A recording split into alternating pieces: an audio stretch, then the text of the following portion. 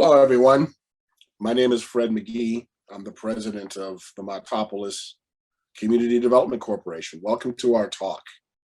And well, this picture pretty much says 1,000 words. You probably recognize this photograph. It's from the movie Up. This is Mr. Fredrickson's house. And it's probably one of the better ways to illustrate what is really a national crisis, but certainly in Austin, Texas. And that's gentrification. Gentrification is the displacement of indigenous people from their longstanding homes, from their communities, through a variety of forces. I mean, this isn't a talk about gentrification, but I just wanted to, at the beginning, stipulate really what it was. So we're a small grassroots organization, the Montopolis CDC. And what is our solution for this problem, for this crisis? Because politicians have solutions. Unfortunately, the solutions that the politicians have involve displacement. They don't involve community preservation. They don't allow people to stay in place. And that's probably because the displacement is the point of the policy. So let me get into what we consider to be our solution. And we're not saying that this is the solution. This is our solution for tackling the gentrification problem in our community. And that's the construction and preservation of highly energy efficient, healthy, affordable, historically mindful, and community-based single-family homes to the highest international standards. This is, I think, pretty much encompasses what the passive house at its best, the passive house movement at its best encompasses, and why it could be utilized by grassroots organizations such as ours. Oh, I can't move forward. Oh, here we go. I was like, where's my slide? Let me just briefly also talk about what this is. I want to orient our discussion and talk about it as passive house from below, because, you know, in my journey through passive house, it's become clear that it's well, let's be frank, a white discussion. And, you know, that's just really not where most of the problems are. You know, if passive house is a boutique product for people who can afford to pay for a variety of architectural ornamentations and things of this nature, you know, it really doesn't have much salience and use in the hood. So let me stipulate at the beginning that, you know, as Dee Brown once said, this discussion is facing east. It's not facing west, okay? You're looking at people who are essentially the American Indians of the neo-colonial early 21st century. We're being pushed out of our long-term homes, multi-generational homes, for a variety of forces: outright eminent domain, property taxation, code enforcement showing up and all of a sudden deciding that our homes are, you know, substandard and a public health nuisance, et cetera, et cetera. So the key here is that we're not going to be having a supply side conversation about what developers are willing and able to provide. And I'm speaking here of both for-profit and not-for-profit developers. And I'm not going to get really that deeply into any discussion about the technical aspects of passive house, okay? We're going to follow the national perspective on the affordable housing crisis, which is our driver is what the need is, what the community need is. It's not a supply side conversation. So we're going to be talking about what we're doing as part of that resistance struggle. No echo bling. Here's an example of some of the housing that one of our partners, Fortunate Foundations, has constructed in our community. Now, is this affordable? No. Okay. But, well, this one isn't built to passive house, but the one we're building together now will be built to PHI passive house. Okay. We're building it to the highest international standards, which meets one of the criteria that we say we need to do in order to enhance community stabilization. By building a passive house in our gentrifying community, we're sending a message that we're still being welcoming to people who want to come into our community. We're not shutting the doors. We're saying to people, you're welcome to come if you're willing to establish yourself in our community properly. if you're willing to enter the stream, as it were, okay, and not act like a Christopher Columbus-minded colonial person, okay? So this encompasses a spectrum, in other words. I'll have more to say about some of this in a minute. Now, the origins of a lot of this, for me personally, lie in my efforts to try to preserve Austin's historic public housing. Some of you are probably familiar that Austin has the oldest housing, public housing in America, built by the United States Housing Authority, or more correctly stated, financed by the United States Housing Authority. The USHA, as it's called, was a short-lived federal agency started in 1937 that built, give or take, about 120, 130,000 units of public housing via a network of public housing authorities. And here is Rosewood Courts, the first, in the pictures up top there, the first public housing in America built for African Americans, okay, by the USHA. Now, there were public entities before the creation of the USHA that also built public housing, such as the Housing Division of the Public Works Administration, but those were not specifically focused on housing, and they didn't build nearly as many units. So I wanted to kind of talk about that because this white paper, A Jewel in the Violet Crown, is a white paper I authored arguing for an upgrade of Rosewood Courts to Passive House, okay? Of course, our public housing policies in this country now entail RAD, the Rental Assistance Demonstration Program, and the demolition of our public housing. It's privatization and marketization. In other words, the country now appears to have decided that its longstanding 80-plus year commitment to public housing in America is over. And you're starting to see, even in New York, which is the largest public housing authority in America, really, really difficult decisions being made. There's not enough money, obviously. That's what you constantly hear. And we did have a Green New Deal that was proposed to try to do something about some of these things. Nonetheless, Passive House wasn't necessarily part of that discussion. So in that discussion about public housing, it applies to what we're doing at the Montopolis CDC as well. It's not enough to build new Passive House certified housing. I think that should be pretty obvious. As people in the USGBC world often point out, the greenest building is the one that's already standing, okay? Meaning then, really the majority of the work that would be, that would involve or entail fighting gentrification in neighborhoods such as ours would be pursuing ENERFIT certification for a lot of our structures, both for our single family and multifamily housing stock, if we can do that, okay? On top of that, of course, is public housing is rent control. You often hear in Austin and Texas say that, well, rent control is illegal. That's technically not true. Public housing is rent controlled. Okay, now those of you who are in other cities, such as New York or perhaps in Europe, obviously rent control is not as big of an issue as it would be in Texas. I'm down here in Texas, you know, and everything that that implies. I mean, we are a free market, a libertarian utopia in comparison to places in Europe or even places on both coasts. Heritage preservation is an important aspect as well. You know, destroying the social and cultural fabric of communities is a difficult thing. You know, historic preservation should not be something that only applies to rich neighborhoods. It really should apply to our neighborhoods as well. And then, of course, dramatic measurable reductions in carbon emissions. And then the rest is just an advocacy for Passive House. So what have we done at the Montopolis CDC to try to address some of these concerns?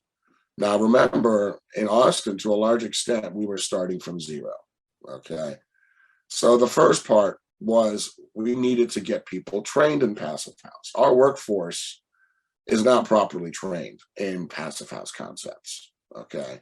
For a variety of complicated reasons, the building industry has figured out every way possible to try to not construct to the highest international standards on purpose. Because again, the conversation is a mostly supply side conversation.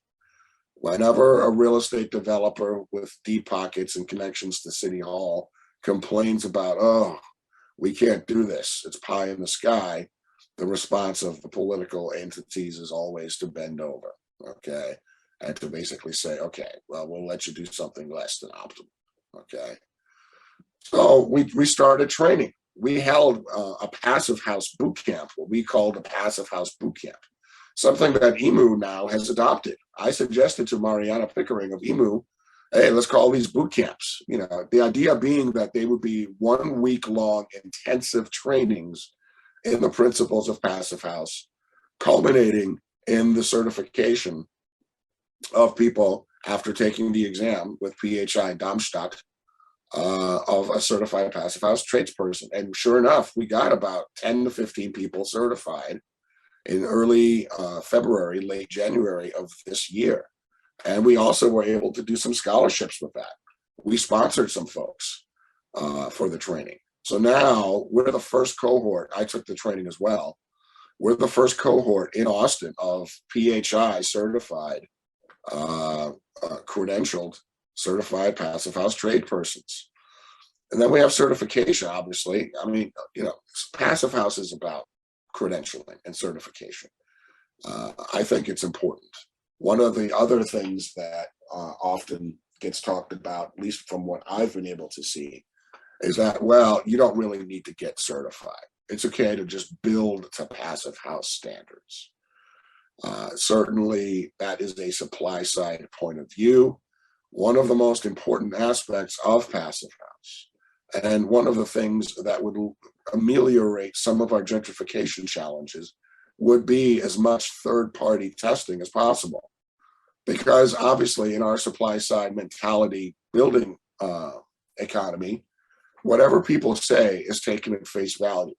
And people stretch the truth all the time, to the point now to where it's become a joke. So third-party analysis, credentialing, and certification are tremendously important. And then apprenticeships. We need, obviously, people to get skills in working, designing passive houses. So this partnership that we pursued with a private developer in town who's building in Montopolis, Fortunate Foundations, we call it a high impact partnership because this is a market rate unit being constructed in our community. But as more or less a community benefits agreement, we've been able to extract all of these different things. Fortunate Foundations sent several of their people to the Passive House Boot Camp, and they were able to get credentialed as well. So it really worked out well for everybody.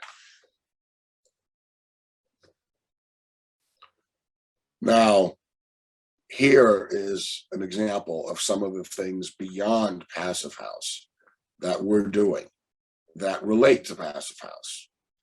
For instance, we're one of the most historic neighborhoods in Texas that nobody knows about. We had an unveiling last year of a historic plaque at the Prairie Cemetery, which is a freedmen's community.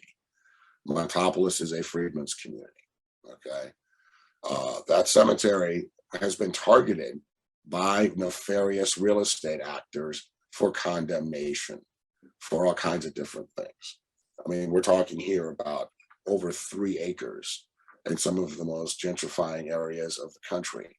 Obviously, that's one of the first places that unscrupulous developers go, okay? So our mission is building and preserving sustainable communities for our residents that work for everyone through neighborhood development, environmental conservation, empowering families, historic preservation, social and economic justice. One of the keys here is community leadership, community-based leadership, okay? This is tremendously important. You cannot have nonprofits coming in there with a nonprofit industrial complex model of service provision coming into these communities and saying, just tell us what you want, we'll do it for you. That is not acceptable. It honestly isn't something that was even part of the historic war on poverty from the 1960s. The Office of Economic Opportunity, starting in the mid-1960s, played a significant role in our community As I discuss in my book, Austin's Montopolis neighborhood, which you can see on the screen over there, where Sergeant Shriver himself came to Montopolis and helped establish some of the first public transit in our community. If you truly want to do something about these kinds of things, you must empower communities. The problem is that the politicians don't want that. The politicians want their people in the nonprofit industrial complex who will support and vote for them to come into our communities. It's a very unfortunate dynamic and situation. But we've pretty much put our foot down and said, we're going to do this. We have the capacity to do it. You either will help us or you won't. Here are some examples of some of the stuff that we've done. Here's a flyer in the upper left of the Passive House boot camp that we conducted. One of the other campaigns that I was privileged to lead was a preservation campaign for the Montopolis Negro School, which is the last remaining freestanding African-American one-room schoolhouse from the days of segregation left in Travis County. And it's in Montopolis. And a developer came in and bought it and wanted to demolish it. And to make a long story short, we fought a 4+ year campaign to keep him from being able to do that. And now we're going to take charge, hopefully, and the city hopefully is willing to work with us to try to for us to develop a plan to turn this property into a community center and a museum. We're also doing tax and estate planning for the rest of us workshops. These are important workshops because one of the problems about gentrification is that we have real estate interests, investors of various kinds, both institutional investors as well as real estate guru trained small scale mom and pop type investors coming into our community and looking for bargains.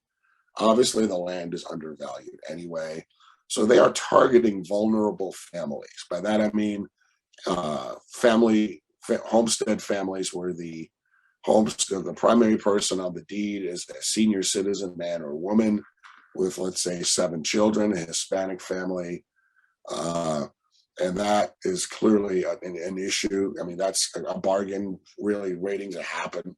Also other types of vulnerable people, people who have illness, people who were impacted by the COVID-19 pandemic and other sorts of things. And people often run into a situation where somebody will show up with cash and say, hey, let me buy you out. And most people don't have wills.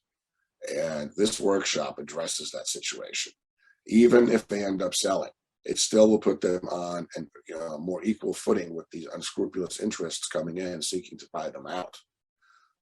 And that's a really important concern. A lot of these people, when we do these workshops, they don't even think of themselves as having a quote unquote estate. And we have to say to them, no, you do. If you have stuff, especially your house, you do. And if you have, let's say, 5 kids, you need to have a will that explains to people what will happen when you pass. And then of course we're doing cemetery preservation, not just at the Prairie Cemetery, but also at our Mexican American cemeteries. Our community is an interesting multicultural, multiracial community in that it was Black for the 19th century, but then starting in the early 20th century, when we were an agricultural community as well, you started seeing, starting in the 1910s and 20s, significant numbers of Mexicans coming into Montopolis and working alongside Black sharecroppers and others in the fields. And now we're a 70% Hispanic community. Here's an example of some of the housing that embodies what we're talking about. Okay, the one in the middle is a Katrina Cottage, actually. Some of you may be familiar with the Katrina Cottage concepts. This is a Marianne Cusato design. She was able to win a competition from Lowe's, the warehouse firm, which had an international design competition to assist people after the hurricane and after the flooding that would permit people to just order everything from Lowe's and have it show up on their site. And these cottage communities are all over the Gulf Coast. I mean, there's some in Mississippi and so But because they're really nice forms, I mean, they're rectangular prisms, they lend themselves well to passive house. Now, the mechanical ventilation issue is an issue, a cultural issue, okay?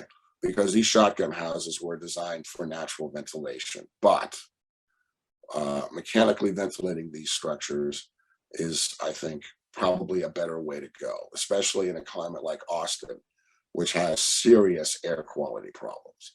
We have a wildly problematic problem with our air quality here. People suffering from allergies and asthma, which is causing all kinds of health issues. So, one of the main drivers for passive house in our community, quite frankly, is that health challenge. As a poor community of color, we were, of course, also disproportionately impacted by the COVID-19 pandemic. So these houses here, these cottage lot type scenarios, and these houses are not super expensive to build either. Okay, the live prototype is one we already have. Really can help solve some of these questions, some of these concerns. We're in the process of trying to acquire a 1 acre lot where we can realize, give or take, about 12 to 15 of these on a lot. And obviously these houses are historically mindful. They are reflective of the architecture of our community. So we don't have any design standards for our community in the historic preservation sense, like historic districts often have. And that, of course, is the way our elected officials want it. And because real estate developers generally don't like to deal with design standards. But on a off the books basis, more or less, this is the type of architectural product that would work in our community and does. So here we are at the Prairie Cemetery when we conducted our most recent cleanup. We're a small, tenacious community development corporation that is seeking to utilize passive house to lower utility bills, cheaper O&M, measurable carbon reductions, although for us that isn't as big of a deal as the exceptional interior air quality and the soundproofing. So energy poverty is also a concern. Lower utility bills certainly will help. These are all part of the picture. Thank you very much for your kind attention, and I'm happy to answer any questions, and hopefully we'll have some robust discussion. Thank you, Fred, for an incredible presentation. You brought up a lot of important points, I believe, and I wanted to have a conversation around preservation, the idea of gentrification and its origins. Gentrification being a fairly new term, right? Post gentrification, you had Jim Crow laws, the displacement of indigenous peoples. A lot of the laws that we see that are currently in place aren't exactly aiding in this, the cause of preservation. What do you see in your work the challenges of preservation? Well, there's a multifaceted answer to that question. Let me start sort of as a social scientist with some of the structures coming in. At the local political level, we live in an era of neoliberal governance, where basically there is, historic preservation is something that rich people can afford to do. But poor neighborhoods like the Montopolis community where I live now, or in public housing projects, everything is presented as an opportunity for private real estate capital to come in and transform our communities. And that's because there's a deficiency model in our communities. Our communities are not deemed as having equal historical value, okay, in most cases. So what you see is a significant amount of inequality when it comes to historic preservation. Austin is illustrative. If you take a look at our local historic landmarking program, our local historic districting program, and our tax incentives for historic preservation in Austin are some of the most generous in the entire country.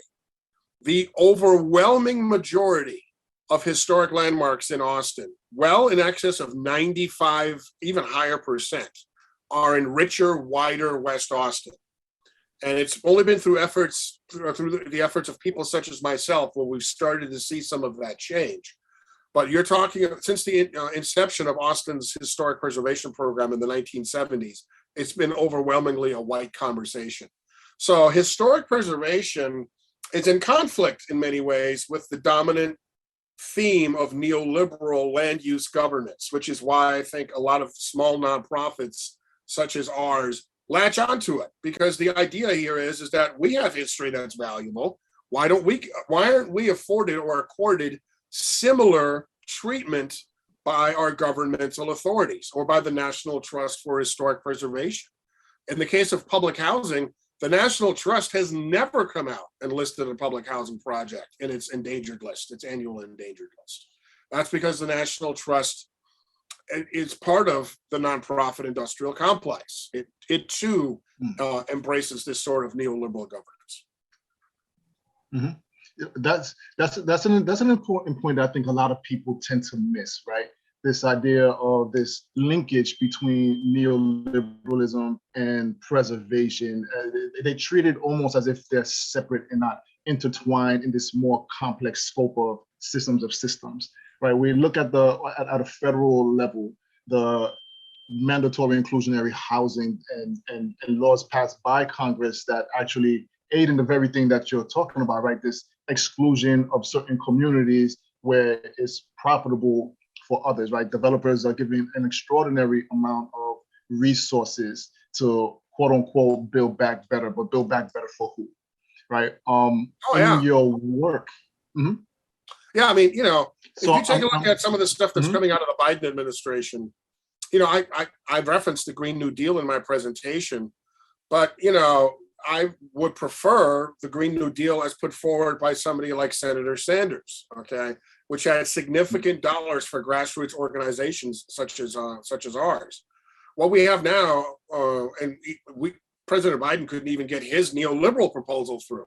But in any case, that proposal was essentially a giveaway to the supply side neoliberal mentality.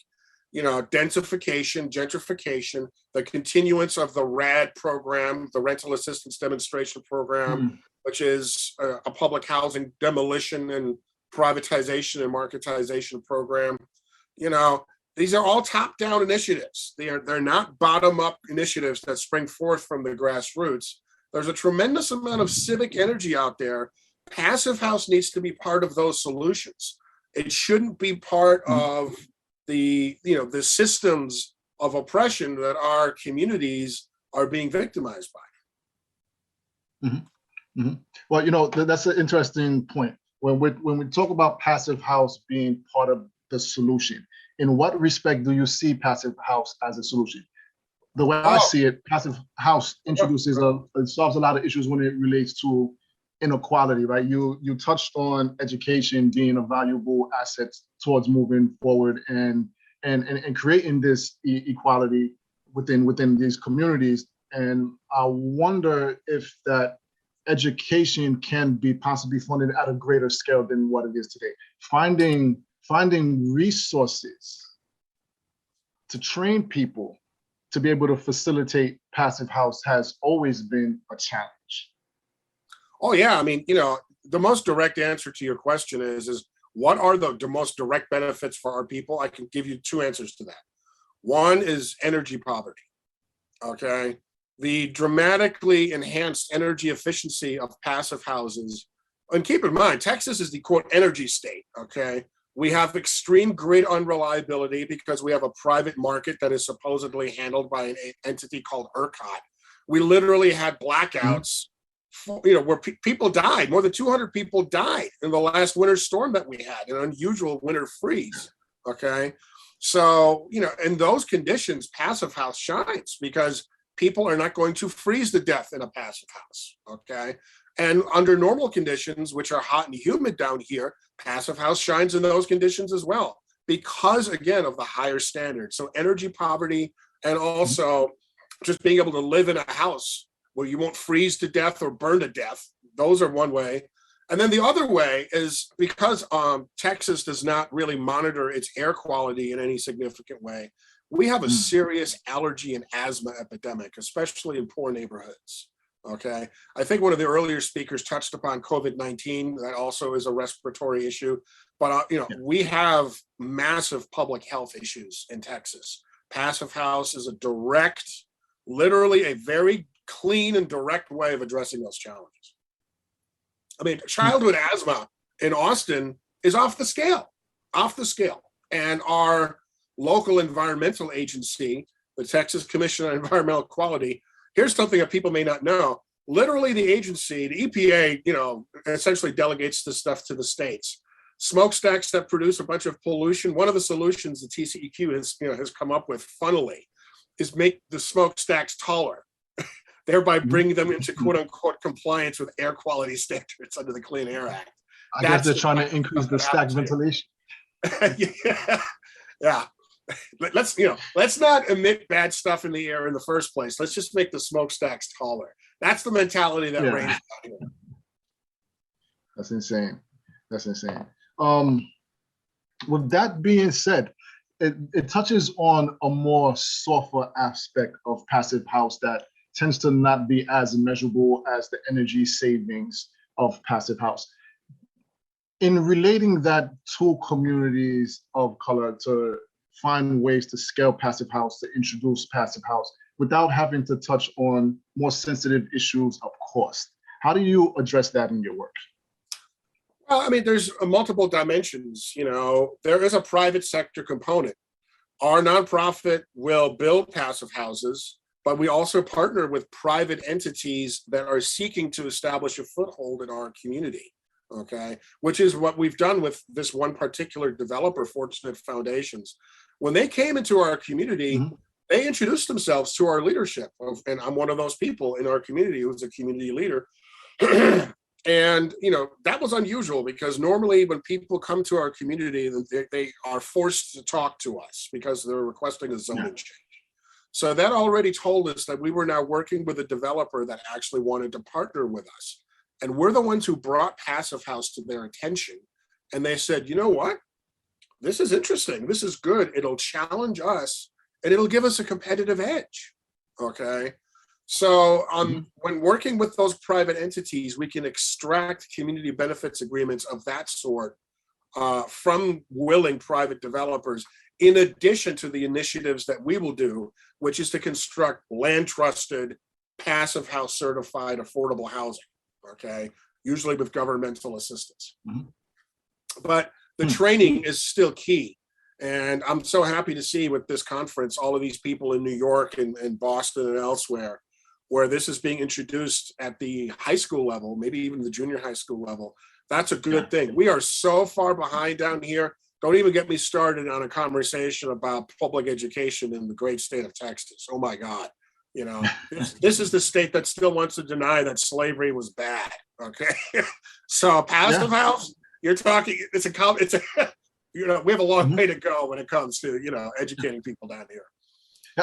That's a great point you brought up, right? This idea of not acknowledging the past, right? We see this plantation style economy, and we even see it in housing. When you look at the developments of affordable housing underneath federal programs such as mandatory inclusionary housing, right? We see this massive construction of homes that don't meet or are very unhealthy, low quality housing, right? And in changing that ideology and moving forward, how do you see this take fruition? Well, that's a political question. It really is. It really is. I mean, what has not become a political issue nowadays, right? Yeah, I mean, look, I'm an advocate for the original PHI certification, which I think is superior to the FIES variant. FIES has gotten some success in getting some multifamily affordable housing projects certified across the country. That's progress of a sort, as it were. But, we want to build the best housing we can to the highest international standards that we can. So, I was able to get this particular developer, again, to bring it back to one of our private sector relationships. and make the case to them why they should go for the PHI certification as opposed to the more corporate and supply side and neoliberal approach, which is the FIES variant, okay? Which is really something that needs to be said. FIES is designed to appeal in a supply side fashion to developers and to the nonprofit industrial complex, okay? We don't go from that perspective first. We first discuss what our needs are. Our needs are things like I mentioned earlier, energy poverty. We need resilient structures that can withstand the pressures of living in Texas. And we need supreme indoor air quality, among other things. And I could go on and on about that, okay? So when you approach it from the standpoint of what the need is, you're not going to, you're not, I think, necessarily going to accept what is essentially a half measure, which would be the FIES approach. But, I don't oppose FIES here locally. There are 3 or 4 FIES certified single family structures in Austin now. There's one multifamily one that's being built by one of our affordable housing providers, the biggest one, in fact, which is Foundation Communities. And that's progress of a sort. And, I don't have enough time in the day to oppose something like that. What I can do is just say, here's what we're doing. We're going to go stick with the PHI approach. This is what works best for us. This is why we think it works, and so forth. Yeah, but you've mentioned neoliberalism a couple of times, right? And it makes me think about this whole concept of production and consumption, even within a passive house scale, right? The whole idea of being that change, right? Causing these interruptions into the system, which is basically what passive house does. It goes against an extremely large building industry and tells them, no, this is not how you're supposed to build, right? So it's a lot of drawback that I'm assuming you face as we face all over the place, right? When it comes to introducing passive house.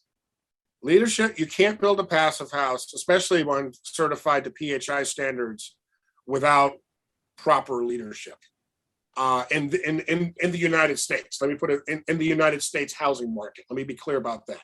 We have the United States is unique in the world in the degree to which it allows people to self-regulate, okay?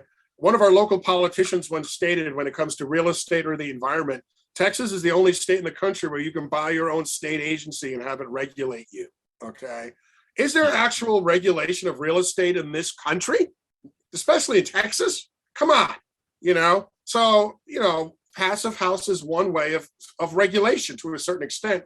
Yes, it's voluntary, but, things have gotten so bad with these developers and with our nonprofit industrial complex that even the suggestion that people should be held to a standard, any standard, or a high standard based on building science is anathema to some of these people. Oh, you're cutting into our profits. You're going to, what you're doing by insisting on this level of quality is you're going to, force us to reduce the number of affordable units we can provide. Blah, blah, blah, blah, blah. This is what happens when you have a neoliberal supply side mentality. That's not the case in Europe, by and large, where standards like passive house emerged. It's important to recognize that it was social and public housing under which, under those real estate conditions, under which the passive house standard emerged in Europe, okay? In the United States, of course, it's all about the private sector, okay? So, we are basically saying to our private sector friends, these are the standards. You're coming into our community, okay? We're not just gonna, allow you to come in here as a private actor, extract value, okay, and not leave anything else behind, okay? It's a fundamental issue of democracy. So if you have strong neighborhood and community leadership, and you have nonprofits such as ours with skills, okay, that can say and can speak real estate to real estate developers, and can speak carpentry to carpenters, and electric to electricians, and plumbing to plumbers, okay? That's usually not the case, which is why, again, those are factors in gentrification. So that's how we do it. We basically approach people and say, look, there's nothing that you can tell us about your USGBC 5-star, or LEED platinum structure that we don't understand already, okay? Now, my slide earlier that talked about echo blink. Your solar, guess what? I can call 5 solar installers right now who have equal to or better credentials than you and your people have. So when you have equality of knowledge and skills and experience, then you can have a proper conversation about the financials and what the benefits and burdens are. You see what I'm saying? But that's an unusual situation. Again, in most gentrifying neighborhoods, you're talking about poor people who do not have formal credentials educationally or in terms of training, or time, because, these are working class people. They're the ones who, work in the hotels downtown, So that is one of the major factors here.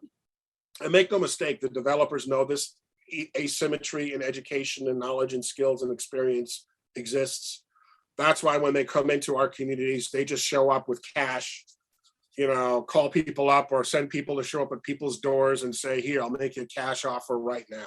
You know what I mean? Or they will intimidate. They will use their relationships with City Hall, with code enforcement, or they will, you'll have, church burnings in the middle of the night. We've seen that here in Austin and in Houston, where if a community is well organized, all of a sudden you'll see mysterious fires appear that clear the way for the types of, high density real estate development that City Hall planners and the politicians and their real estate backers desire. Okay, because there is this myth, this shibboleth out there that higher density means affordability. Okay, and then also that the neoliberal philosophy of trickle down housing will produce meaningful affordability for people. Our experience on the ground does not validate these perspectives. Those are the perspectives of real estate oligarchs and their politicians.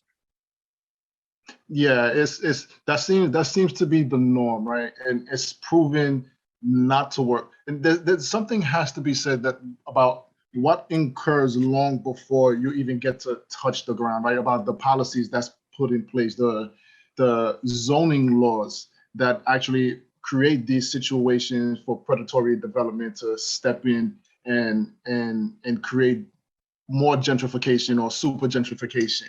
And I'm wondering, in your experience, have you seen any of these zoning laws that are being passed in Austin, Texas? I know Austin, Texas is a little bit different than New York. So New York, you tend to pay attention to it a lot.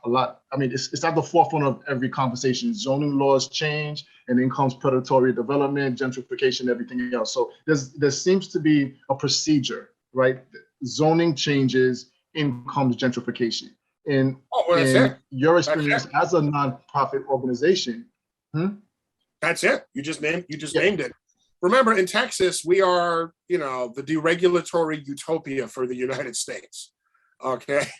If you're used to developing real estate in New York or Massachusetts, and you come down here, I mean, it's astonishing some of the conversations I've had with people. And if you come from Europe to Texas, I mean, it's literally the real estate Wild West out here. You could build just about anything. There's no standards, really. Minimum code here is a joke, okay? So, zoning entitlements are the lifeblood of municipal politics. That's what a city council primarily does, is decide who gets to build what where, okay? Keep in mind, zoning is a foreign concept even in Texas. Houston, the 4th largest city in America, does not have zoning to this day. Can you imagine a city of that size with that level of sprawl not having zoning? So Austin does have zoning, okay? But it's one of the cities that, like Minneapolis, Seattle, Portland, and others, under the neoliberal governance that is regnant in these cities, has sought to loosen its development standards under the belief that there is a quote unquote housing shortage. And in keeping with those two philosophies I mentioned earlier, A, that density equals affordability, and 2, that the more housing you build, there will be what used to be called a filtering effect. It will eventually trickle down to the poor, okay? Both of those are not true, they're lies. There is no empirical support for these concepts, but they are an article of faith with politicians and their urbanist supporters, so-called YIMBY people Much of this originates in Silicon Valley and a lot of other places like it. Essentially, it's the agenda of the real estate oligarchy and their allies in the nonprofit sector. Okay. So, we resist those types of zoning changes in our community. Okay. For all kinds of reasons. It gets complicated, but, we do understand in a place like Texas, where there's still a significant amount of land, buildable land. Okay. That the dream, the American dream of the single family home is what produces the most stable neighborhoods. On the African American side, there's a particular history of this in states like Texas. Texas has always had a high rate of African American private property ownership, and we've had our own freedom colonies and independent African American communities. Okay, so sort of conventional urbanist wisdom is resisted in Texas for those and other historical reasons. That's interesting. You mentioned not enough money being circulated into the system to build affordable housing. As a nonprofit, what resources do you find readily available to allow you to create passive house, or just to combat you get to the magic gentrification question. in general? You get to the magic question. That's a situation dependent one. I mean, at the federal level, the largest program for affordable housing is the Low-Income Housing Tax Credit Program. Okay, a program started in 1988 under President Reagan. It's a private sector program, a supply side program that's run through the Department of the Treasury, not through HUD. That's something that's often not understood. Okay. The problem with the low-income housing tax credit, of course, because it is an incentive program for the private sector to build some affordable housing, is that the housing isn't permanently affordable, and often the affordability levels aren't where they need to be. Okay. When we say affordable housing, we need to be very clear about what we mean. Okay. 80% MFI in Austin, Texas for a family of 4 is in excess of $70,000 a year. Okay.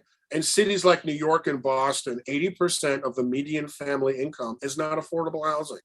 Matter of fact, average rates, and first of all, the formula that HUD puts together to calculate MFI is interesting, and we can have a conversation about that. Okay, in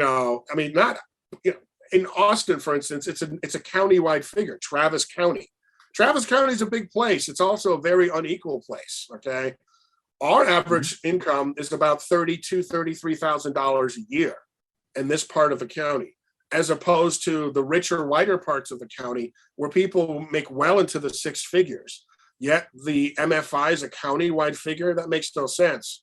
So we've tried to argue that we need census tract-based MFIs or even city council district-based median family incomes to have a more realistic conversation. The problem is what that does politically is it exposes the degree to which the affordable housing sector does not actually build affordable housing. That's a political non-starter, okay? Because the dirty truth is that the average public housing resident makes less than 30% of the MFI, is a person on a fixed income, Social Security or SSI, and the rent-controlled rent that they pay isn't enough to cover maintenance expenses. That's the dirty truth, okay? Which is why you see NYCHA in New York right now being dismantled, because the politicians don't want to do it. They'd rather continue to give that money to their rich political donors than to, help out poor people. That's been true for a long time. So that debate will continue. I don't want to turn it into a rant about public housing, but our small nonprofit understands that that's the context in which we operate. So we try to do what we can on the scale that we can handle while understanding the larger sort of the larger picture. Okay, I get it. In light of that, the larger picture, where do you see the work that you do in 5 years in relation to Passive House? It's a growing community, and it's beautiful to see how much Passive House is evolving, right? The fact that we're having these conversations in these spaces. right, about equality, racism, right? It's an extremely important conversation that's not generally had in places that it needs to be, right? But here we are having these conversations. Yeah. How does these conversations in these places aid the work that you do? Oh, I think it'll help tremendously. I mean, by saying to people, for a long time, I mean, we have competing green building certifications. Let's just kind of stipulate that. I mean, my God, living building, USGBC LEED, Austin has its own green building program, which was the inspiration for LEED. You have FIES, you have PHI. From the standpoint of the hood, none of this matters. Okay, we don't care about any of this fancy schmancy alphabet soup. Okay, what we need is what I talked about earlier. We need houses that are cost effective, that that are sustainable and that will stay warm or cool in extreme weather conditions, that reduce energy poverty, that have good interior air quality, et cetera, et cetera. When you look at it from that perspective, it's pretty clear that the PHI approach, which doesn't specify certain things that some of these other certifications specify, is probably the best way to go. I mean, USGBC, LEED ND, what a joke that was. I mean, the idea that you get LEED points for installing bike racks. I mean, that's just, come on, that has nothing to do with anything. It doesn't fix anything. That's what happens when you get a bunch of architects, builders, developers, and urbanist zealots in a room and they formulate something self-serving. Okay, that can't be. Okay, building science is what it is. So I think at that level, advocacy for the PHI standard matters a great deal in the United States because it says to the American real estate industry, public and private, as well as to elected officials, this is the approach that probably has the best track record of success and will work best in the long term and in the long run. It's the one that is better than the rest. Full stop. Okay. And that's also what the hood is saying, and I'm a member of the hood, as it were, So I think that is important. You need to, be able to stipulate what you consider to be the standard. Once you've done that, then it becomes a question of finance to a large extent, training, competency, and the ability to realize these things. You don't just want it to be sort of this idealistic thing. And then it becomes a political process because then you have to get involved in politics. You have to speak to your local elected officials, get them to understand why this is good. If you can, speak to willing real estate developers and make some appeals to them, okay? One of the winning appeals that we were able to use in Austin is a competitive appeal to this relatively small developer starting, growing their business. They have maybe 50 units online right now, is they can use Passive House for competitive advantage by being able to say to people in the private sector, look, you're getting a PHI certified house. Your bills are going to be low, okay? Furthermore, if you want to put solar on it, we'll put solar on there. Maybe you can start making some money, okay? In other words, those benefits are universal, okay? Rich or poor, this is something that can work for everybody. There's the carbon argument, which has been made ad nauseum.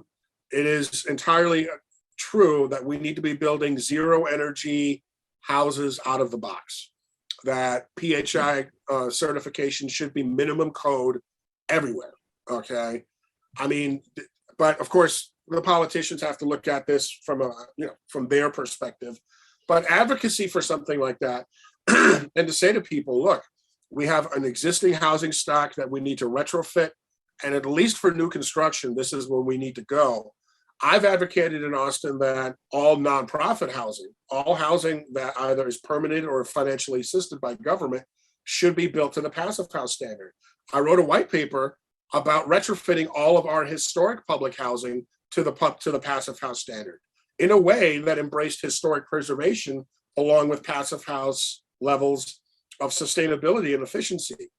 And they're not willing to do it. They're not, and for institutional political reasons, at least not yet. Yeah, I think that's probably the biggest issue we face with any change, right, is going against the neoliberal state. the lobbying organizations that literally stand in the way of progress all of the time, defending old ways and systems that we know do not work, right? Passive House is proven to work. So the fact that there is resistance speaks to something greater, right? A bigger problem that's at play. And well, there's an issue there too with unions. Let's be frank about that, okay? yeah, If you build a house right the first time, that's less service calls. correct.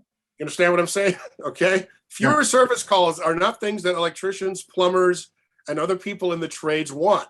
And the people in the unions with the trades, now this is not necessarily a Texas argument. We have unions down here, craft unions, but they're nothing in terms of political influence compared to the unions in New York, Philadelphia, or Boston, or places like that. Okay. Yeah. But, you know, we have a system whereby we have functional obsolescence put into our consumer products. And what's unfortunately happened to the real estate industry over time is that we've tried to turn housing as much into a consumer product as possible, and everything that goes into that, design obsolescence. This is something that Lewis Mumford talked about famously. Lewis Mumford, the famous architectural critic and planner and so forth, and, you know, Techniques in Civilization, where he talked about how it's like we could build a refrigerator theoretically that would last forever. Okay, we could build a house that would have operational expenses over time that would be a fraction of, in other words, there's money in building inefficiently. There's money in poverty, unfortunately. Okay, and we need to fix that too. Yeah, it speaks a lot to labor issues. But you brought up something that's super interesting, which is one thing that I love about Passive House and PHI is that the components are tested, right? So you have proven materials and systems that you're incorporating into these structures, right? Where you don't have these service issues, right? And it's about facilitating this higher quality of living, and there's not as a concern of servicing, right? Creating this extra revenue stream through building products that do not last, which is a key component to Passive House that you don't see no place else. Well, let's talk about, for instance, why solar was at the head of the line in the American sustainability conversation for so long, especially down here in Texas. Okay, we, in the Passive House community, have been talking about how Passive House is the true glide path to sustainability. I mean, build it efficiently first, then put some solar or whatever your renewables are on it, okay? But that's not the conversation. That wasn't the conversation here. It even isn't the conversation at the federal level now, where the president is using his defense authority to try to get more solar panels out there. That's because they don't have an efficiency mindset. They only have a more mindset. That's the mentality, okay? And that's another aspect of the Passive House discussion that I hope Advocacy for the Standard can do, is we need to start having a conversation about doing more with less, okay? And that slapping solar on an inefficient structure is not sustainable, okay? I mean, down here in Austin, we had over 10 years of solar advocacy where solar panels were put on some houses that had building envelopes that were atrocious, okay? But these things were marketed as being green. And we talked about, well, we need to build a solar energy industry. Look, these are good, well-paying green jobs, et cetera, et cetera. The entire green jobs discussion should have been about efficiency first, something that those of us in the Passive House world understand intuitively, but out there, people don't necessarily get right away. Yeah. But you figure the average person wouldn't be involved in these discussions. So we have an obligation to educate people far beyond certification, far beyond becoming consultants and trade persons, right? There's a basic understanding of energy that the average person lacks that I think needs to be addressed. And being in the nonprofit world and your positionality with dealing with communities that are facing higher utility costs, right? That basic understanding, I think, becomes critical towards making that leap forward into Passive House. I think so. I mean, if you say to somebody, look, I can get you to lower utility bills in two ways. Your house is extremely energy inefficient. Okay. Blower door, there's no need for a blower door test. Okay. I could just literally blow the door down. Okay. I can either put a bunch of solar panels, on your roof or close to your property. We could do a community solar, et cetera, et cetera. Or we can make your house more efficient first, maximally efficient. We can interfit the house. Let's go forward and say we're going to retrofit your house. Something that most people, I think, agree with in theory. I mean, I've never heard a politician say, well, this is a bad thing. Okay. Some do. They're like, it's a violation of private property rights, and people have a right to be inefficient if they want. Only a fool says that, but believe me, I live in a state where there's a lot of fools. Okay. I think empirically speaking, if you say to somebody, look, your utility bills will be less, okay, if we maximize what you currently have in terms of a structure, okay, we're going to make your building so much more efficient. And guess what? It'll cost about as much or less than you putting a 5 kW PV array on your roof using, a loan, okay? Or heaven forbid, some of these third-party organizations that are willing to do forms of reverse mortgages for people, okay? So there are marketing opportunities, I think, for passive house, okay? And the savings are real.